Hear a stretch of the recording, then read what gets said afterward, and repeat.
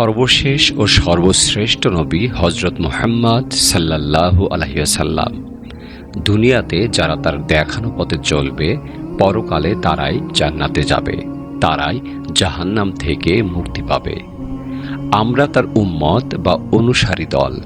আমরা তার দেখানো পথে চলি।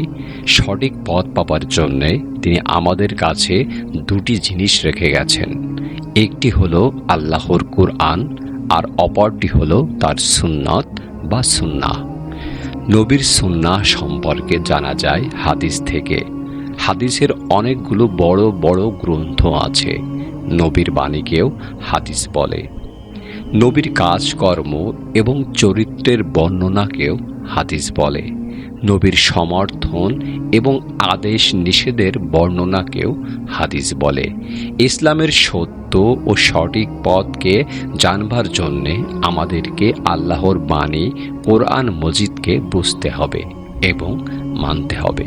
ঠিক তেমনি আমাদেরকে মহানবী হযরত মুহাম্মদ সাল্লাল্লাহু আলাইহি ওয়াসাল্লামের বাণী হাদিস পড়তে হবে এবং সে অনুযায়ী চলতে হবে।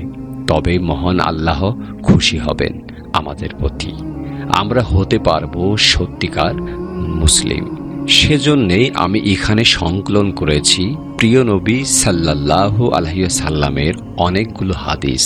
আসেন আমরা সবাই প্রিয় নবীর এই বাণীগুলো পড়ি এবং মেনে চলি।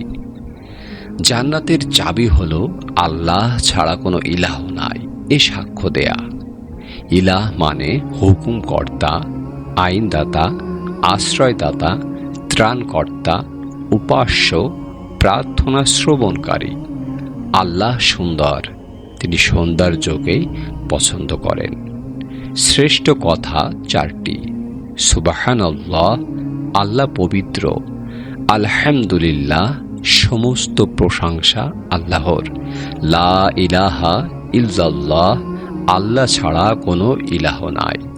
আল্লাহু আকবার, আল্লাহ মহান। তুমি মুমিন হবে তখন যখন তোমার ভালো কাজ তোমাকে আনন্দ দেবে আর মন্দ কাজ দেবে মনোকষ্ট।